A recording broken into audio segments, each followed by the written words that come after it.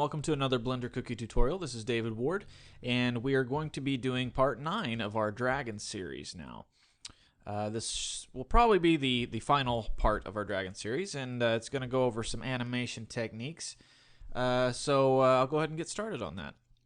First thing I'm going to do is, since we got our nice composition earlier, or in part 8, with our little castle column here, I'm going to go ahead and get rid of that now. Let's go ahead and delete it. And I'm going to select all of my bones in the armature and hit Alt-R. It's going to clear out every rotation, and Alt-G will clear out every location. And if I scaled any bones, I'd hit Alt-S to clear the to clear the scale. Okay, so one thing I would like to do, just for later on when we're rendering, is get a nice ground plane that he'll have which will throw a shadow, but it'll have a nice background. Let me show you what I'm talking about. So just go into top view, and I'm just going to hit Shift S. And what I'm going to do now is a couple of tricks I learned about after I started this series. I'm going to snap the cursor to the center, and it's going to put the 3D cursor right in the center of the scene. Right now it's on his head, because remember we started with the default cube, and that was in the middle of the scene. So if we go over here and turn on this display, the grid floor, you can see that the 3D cursor is indeed in the center of the scene.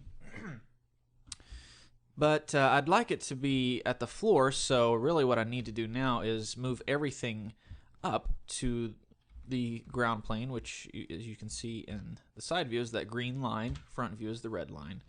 And then if you look at it perspective view, it's going to be that grid. So anyways, I want to move everything up above that line. Now what we could do is just grab all the bones and move those up like that, but then it would keep our bone, or our center of our armature down here. That little orange dot is the center of the armature, and we don't want to do that in case we want to animate later on and we clear out all the poses and everything. It's going to put it back down there. So I'm going to Control Z, and now I'm just going to go to object mode. And then I can move the guy up, move our dragon up there. And whenever I clear out poses and everything, you can see the orange dot followed along there at the end of his hips. Now, if I go back into pose mode and say I just do some random movements there, and then select everything, Alt-R clears them out, and Alt-G clears out location, it still stays put right there. But like I said, if I would have moved it, say up there, for example, if the ground was up here instead, and then I hit Alt-G, it would have dropped it down, and that could have screwed up an animation that we might have been working on. So anyways, to move the whole armature, just go into object mode and move it that way. So anyway, said all that to say that. So let's select everything else in the scene and go ahead and move that up as well. There we go. And now, since our 3D cursor is right there at the ground plane, I'm going to hit Shift A. I'm going to add a plane. Scale this up. Now this is sort of a technique that Jonathan Williamson showed you a while back, kind of just how to make I can't remember what they're called, but it's like an endless floor type of thing, where you don't have a separation between the floor and the sky. It's just a nice solid, there's no transition at all. All you can see is the shadow. So anyways, let me get my camera fixed up here. Oh yeah, I put it on there, didn't I? There we go.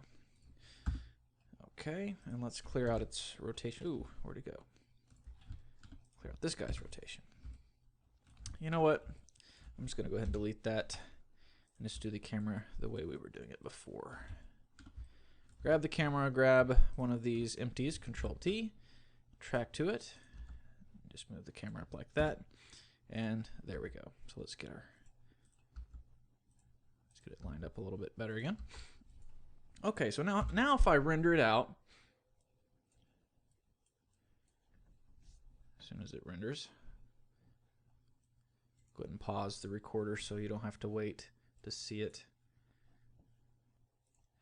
Okay, one reason it's taken so long is I had the resolution set really high from when I created a render for the for the banner there on the Blender Cookie site.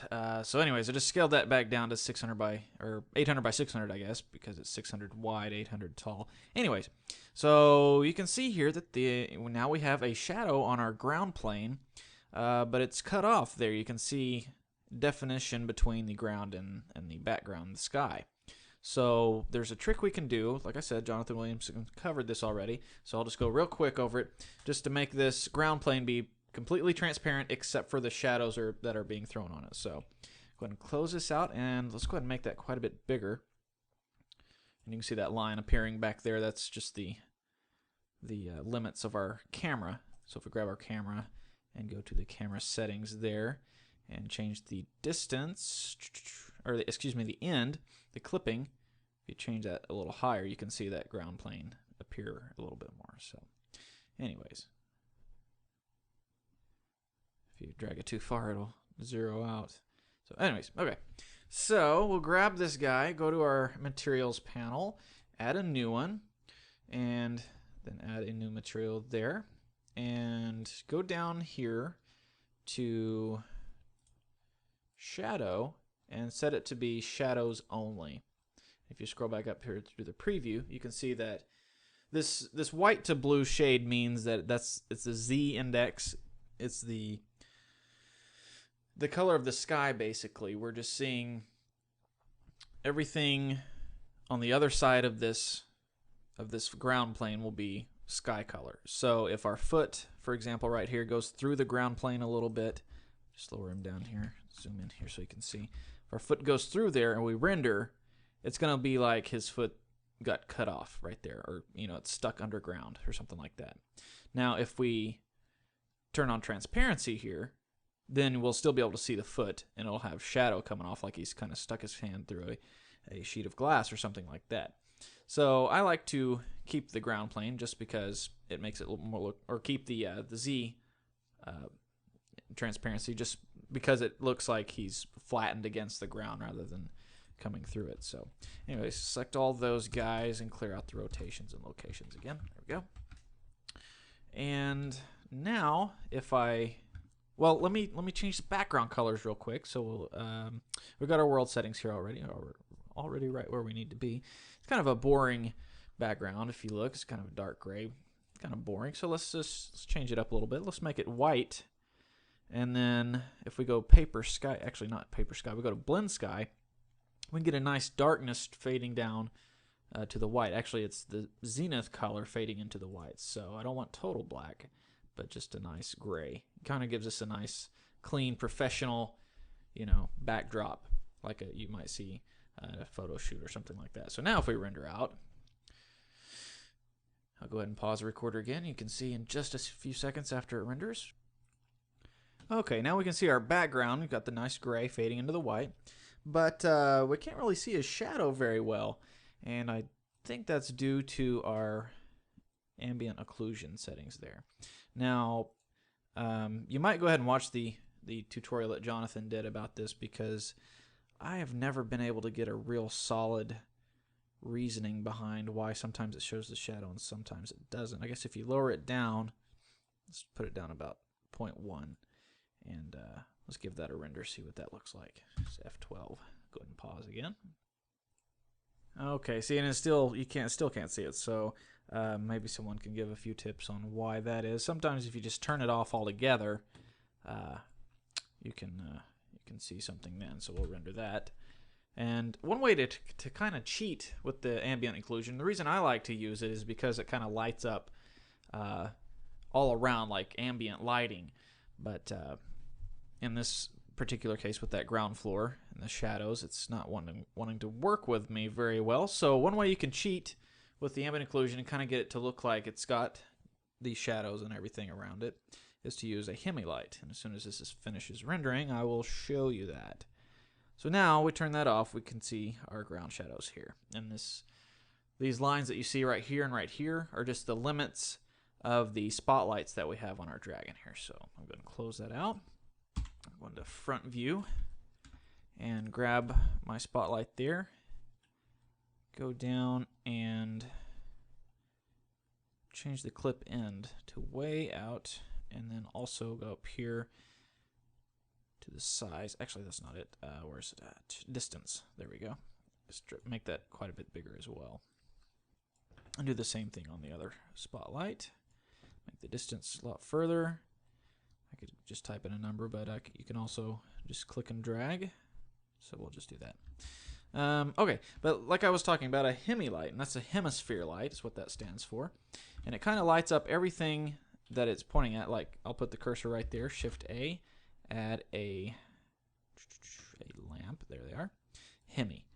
If you rotate that around, you can kind of see it's going to stop right at the end of that dotted line, and it's going to encompass everything that this little semicircle here covers. So it's going to be like a half globe type of thing.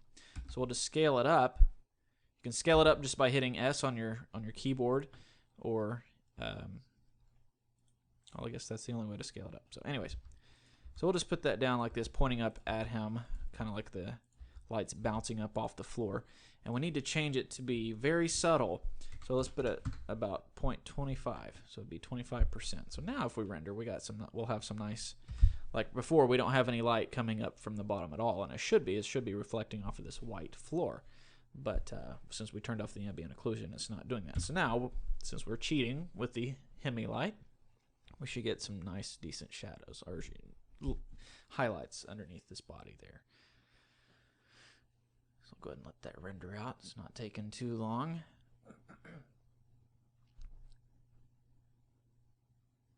And now you can see that the shadows aren't quite so harsh there. They're still there, but they're a lot more subdued. And since we increased our spotlight size, our shadows are no longer cut off. And we got a nice ground shadow of our dragon now. So we got two separate lights, and that kind of throws off the authenticity look of it. So really, if you're wanting to do a nice render like this, you should go ahead and get rid of one of those spotlights. So anyways, that's how we're gonna get our ground plane, and we're gonna set the rest of our scene up here according to that. We're gonna do like a walk cycle, and then maybe a couple of cool animations there too. So I'll go ahead and close that out, and I want to go ahead and change my screen dimensions to be landscape wise rather than portrait wise. So and like I said, I'll go ahead and kill one of these shadows or spotlights. So I'll go ahead and delete that guy. And just for kicks, let's go ahead and see what this looks like. I'll go ahead and render it out and pause the recorder so you don't have to wait through it again. So hold on just a second and I'll render that out. Okay, and as you can see, we got the one single shadow in there. And there's some messiness over here, but again, that's due to the distance that the spotlight is projecting. So if you want to get rid of that, just either change the angle of your camera or change the angle of the spotlight, or just make the spotlight go a further distance. So anyways, that's all on the lighting that I'll do. And while I'm thinking about it, I'm going to go ahead and save this as Dragon 09. Save. Okay. Excuse me. Okay, so now let's go ahead and try to start working on a walk cycle. I'm going to go into a side view, and since we got a quadruped here, it's going to be a little bit different from a biped walk cycle. So let's go ahead and jump over to our animation panel, and you can see that we have some keyframes set up in here already, which we don't need. So let's go to Action Editor, and let's see, is there any actions already created? There's quite a few, it looks like. I don't know how all those got in there. Quade action. I guess that was just a still. That was a still pose when we were setting him up with the tower, wasn't it? So let's go ahead and just delete that out. And we're going to make a new action. Let's call this one walk. And let's go a little closer in here. And go ahead, let's see, make sure that your automatic keyframe insertion is turned on. Let's go ahead and back up all the way to frame 1. And we'll go ahead and start posing for the initial beginning of the walk cycle. So, quadrupeds walk kind of with opposite feet. When their front left goes forward, their rear right goes forward. So it's kind of the opposite. So there we go. And then while the front left is going forward, the front right is going back. So, and we'll go ahead and have him where he's walking on his toes, more or less. Let's go ahead and rotate those up some. the right ones. Remember, I'm just hitting R twice to kind of get it to rotate whichever direction I want. If you just hit it once, it's going to rotate around that one axis, but if you hit it twice, you can kind of rotate it however you want to. And all this is putting a keyframe wherever I drag. And this went back to Quade action for some reason. I need to put it on the correct one. Okay. So now, grab all the things that we've moved, if you had the same issue as I did. Grab all these segments that you've moved, and go ahead and hit I to go ahead and put a location, rotation, scale keyframe on there. And I guess this guy moved as well. There we go.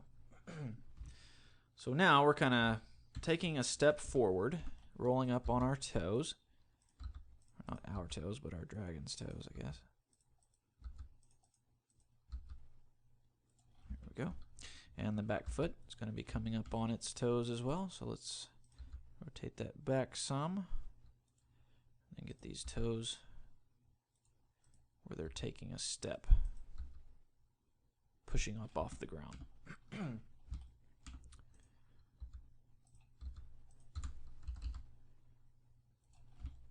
Maybe his head's kind of bobbing forward a little bit. The tail maybe is coming up some. And let's go ahead and fold those wings up. What do you say?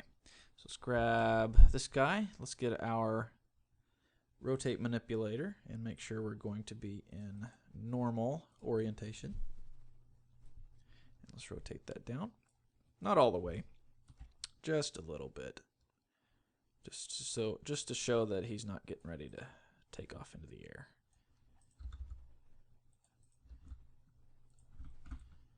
Let's go ahead and just copy those poses over to the other one. There we go. Okay, so now we got our first step, or the first frame for our first step. And now I like to go about 5 frames up. So what I'm doing now is just middle mouse clicking and dragging on the timeline, and you can see it's moving. And if you scroll the mouse wheel, you can zoom into the keyframes. So every 5 frames, he's going to make a different move, and then Blender will automatically fill in between those keyframes. So since I'm on frame 1 now, I will go up 5 frames, which will be to frame 6, and we will go ahead and start the transitioning to the other part of the pose. So now his feet are coming down onto the ground. You can see it's stretching that leg out, which is not good. It's not natural. So let's get it kind of where we need it, and then we'll have to rotate the upper part of the body down a little bit. Okay, so now let's drag this back and forth. Kind of see he's coming into that step. And let's go ahead and drag these back to where looks like he's moving forward. But we're kind of designing the walk cycle to be like he's walking on a treadmill. His actual forward momentum would be applied later on. So right now we're just getting the motion of the walk. So and again, you can see that the leg is starting to straighten out here, and as I said, that's not good. So let's go ahead and rotate that up, and then kind of drag it up to where it looks like he's coming off the tip of his toe.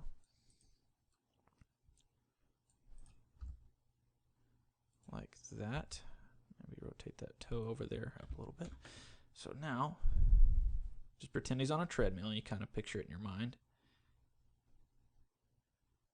There we go. Okay, so let's go ahead and have the head bob down a little bit more. This one needs to zoom into our keyframes up here a little bit better. And say the tail is kind of coming up a little bit more as well. So, okay, and then up to frame 11, another 5 frames up from 6. And now this back foot's going to start coming forward, and the hips are going to rise up. And he's kicked off with his toes, so we're going to go ahead and swing those back. If you've watched Jurassic Park, and paid attention to how the Tyrannosaurus Rex walks, you can notice that his toes kind of do a flick back like that. So it's flick, sort of. Of course, right here, they need to... I guess I just animated the tip of the toe, didn't I? So I need to do the whole toe there. And then, there we go. Okay, so now let's move all the other arms and legs back. This foot's coming in. This hand's starting to move forward. Let's go ahead and rotate that up and move its toes down. Let's go ahead and get in the front view here so we can see what we're doing a little bit better. And this guy as well. Okay, since we hadn't messed with those toes at all until that keyframe, they're going to stay bent. Actually, maybe we did it on the first frame, but we need to go back to frame 6 and go ahead and straighten those back out, because at this point, they're still pushing up off the ground. So let's get those rotated back up, and then kind of see it taking place there. Animating walk cycles can get tedious from time to time if you don't have a very long attention span, like I don't sometimes.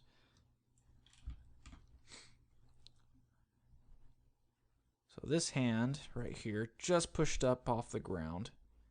So let's rotate it down a little bit more. Maybe bring it up. Back. Yeah, that's a little better.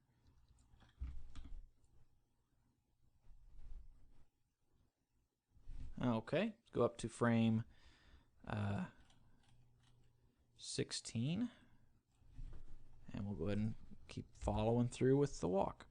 This hand's going to come back, and you can see it's starting to stretch out, so let's go ahead and rotate that some. Come back. Get those fingers rolled up.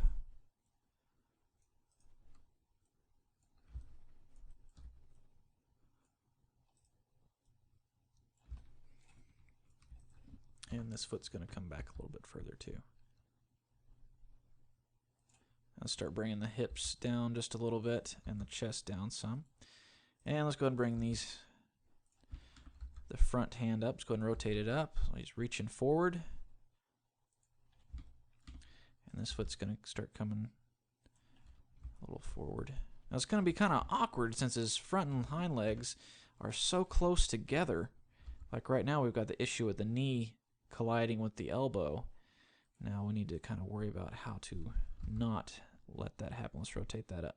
Put that hand forward a little bit more. Maybe it's not starting to come off the ground yet. Get everything rotated back down.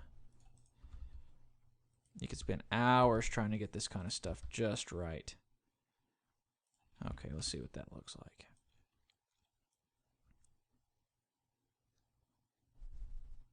Okay, it's looking decent. Let's go ahead and start rotating this foot up. Maybe we can bring those claws in a little bit more so they clear the ground as he's stepping forward.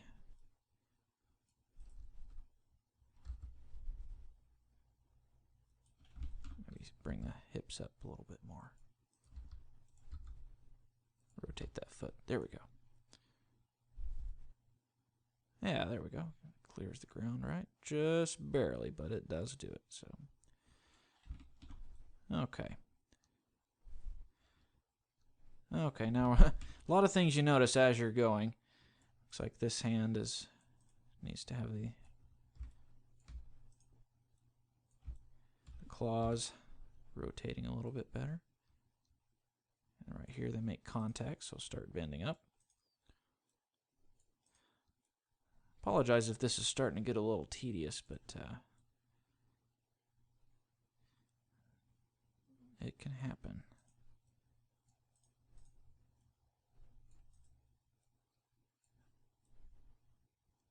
Okay.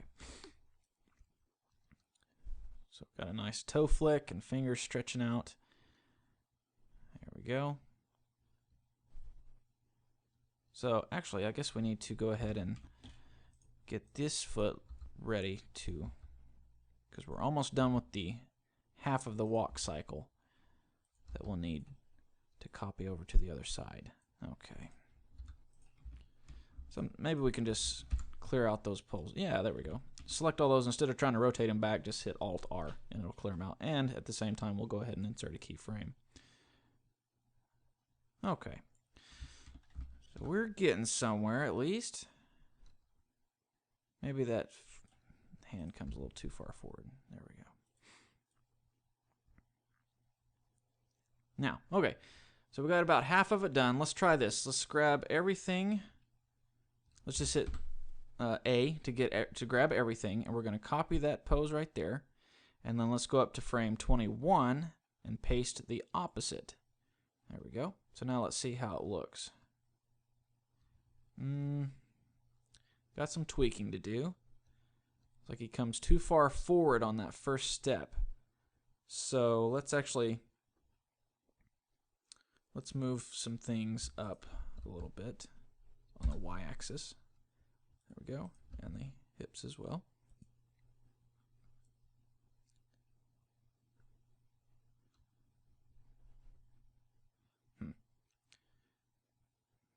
Spend hours working on this. But I know we don't have hours to work on it. Okay. So let's copy that again and paste it. The opposite. There we go.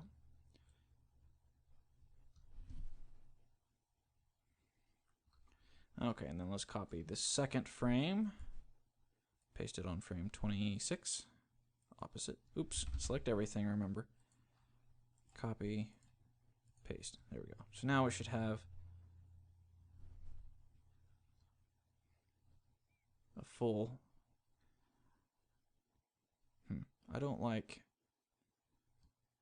that part right there. You should go ahead and come down. So I think we have one frame too many. So let's go right here and select all of these keyframes up here. You can see them, the little triangle or little diamond shapes. Let's select all those and all of these.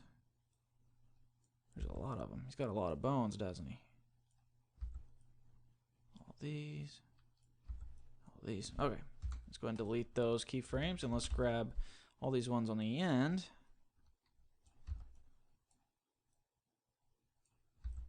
So, and G, move them over to where the other ones were. So now, there we go. That's a little bit better. Yeah. But we do need to do some more tweaking. Like right there, you can see the toes on that front or that rear left foot are going through the ground before they straighten up. So we need to fix that. In this frame 16, this foot needs to go ahead and come up quite a bit more, like so. And then, yeah, there we go. Yeah, all right. So we got a basic loop. Let's see, which frame is it coinciding with? There we go. Okay, so frame 11, we're going to grab everything, copy, go to frame 26, paste the opposite. Then frame 16, copy, frame 31, paste opposite, and frame 21, copy, 36, paste opposite. And that should be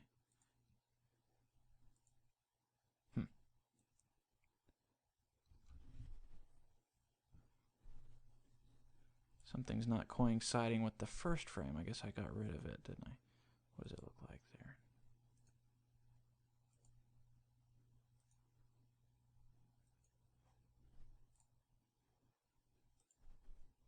Okay, so to make this a nice smooth loop, we need to replace that first frame with, I guess, this one. Copy, go back to frame 1, paste opposite.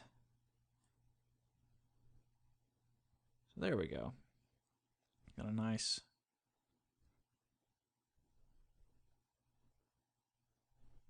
and we don't need frame 36. So let's go here and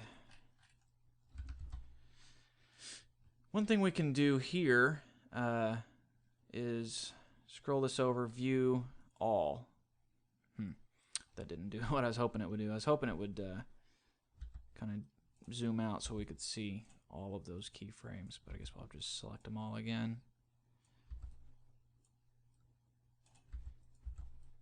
And go ahead and delete them again. Okay, so now if we set the length of our timeline to be the length of our walk cycle, which goes up to frame 31, so we make frame 31 is the exact same as frame 1.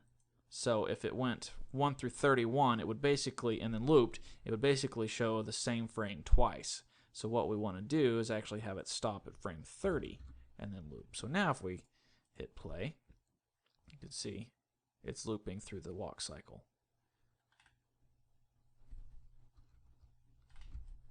So that's what he looks like walking. When he takes steps, the little toes flick back. Okay. And you could also do some residual motion of those wings if you wanted to.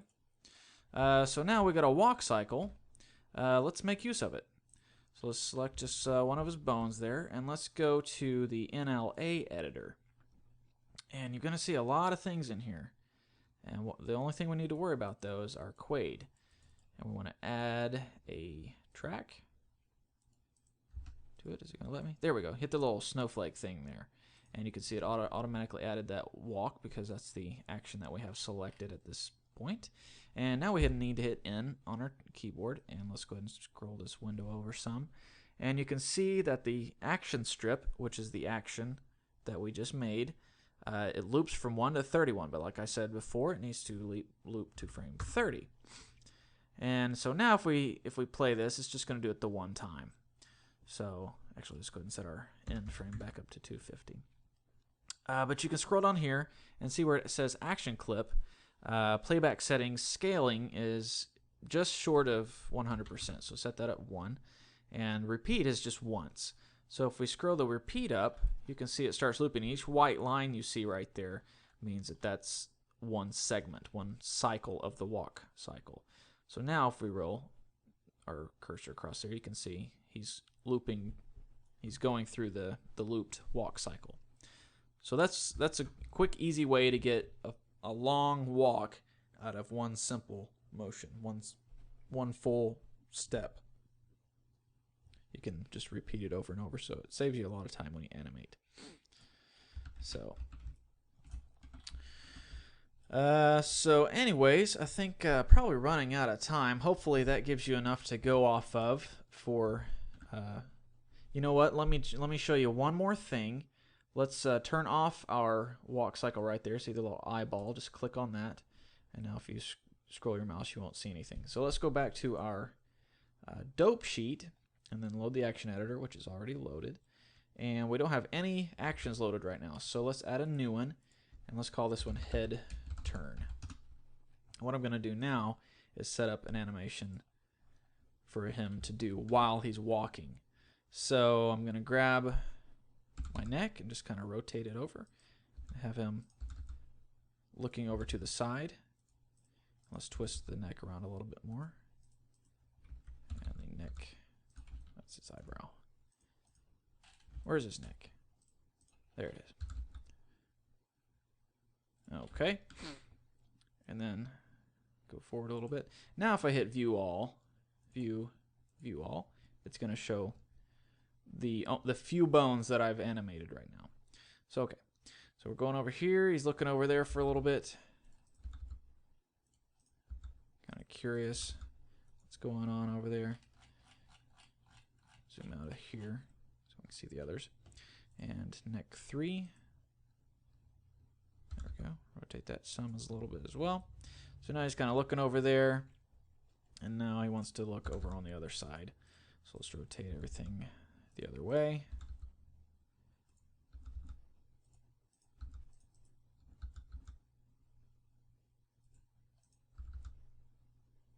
Okay. Looking over. Who's looking at me? Just kind of do some subtle secondary motion in the animation there. Okay. So now let's add this to his walk cycle. Let's go ahead and save this while we're at it. And go back to NLA editor. And right here we've got our walk cycle selected. Let's go ahead and hit add action strip. And we want to do, where did we name it? Head turn. Boom, right there. And it adds it above the walk. And we got to turn that eyeball back on so we can see what we're doing. You can see that it's added it there. And he's still walking, but his head's turning too. So that's how you can combine multiple actions to like, say you have a character walking along talking to someone, so you can animate their walk and put that as a cycle, and then also animate their lip syncing, like they're talking, having a conversation. So that's the easy way to do that. So so one fun thing to do, I don't know if it's fun, but we can see him walking right now, but his rig is really in the way from really seeing what the dragon looks like when he's walking. So let's just hold down Shift and turn off that layer, and we can still see him walking and doing everything. So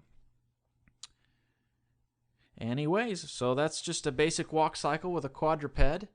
The legs kind of go opposite, I guess they keep their balance diagonally. And then the little toe flicks as they're walking. Could work for dinosaurs or something like that too. Or even people if you want to get that detailed if they're walking barefoot or something. But anyways, I hope this wasn't too tedious. Hopefully you learned a thing or two. But and also I hope you enjoyed this whole Dragon series. I had a lot of fun making it. Hopefully you had a lot of fun watching it. But anyways, that's going to be all for me. And once again, thanks for watching, and I'll catch you next time.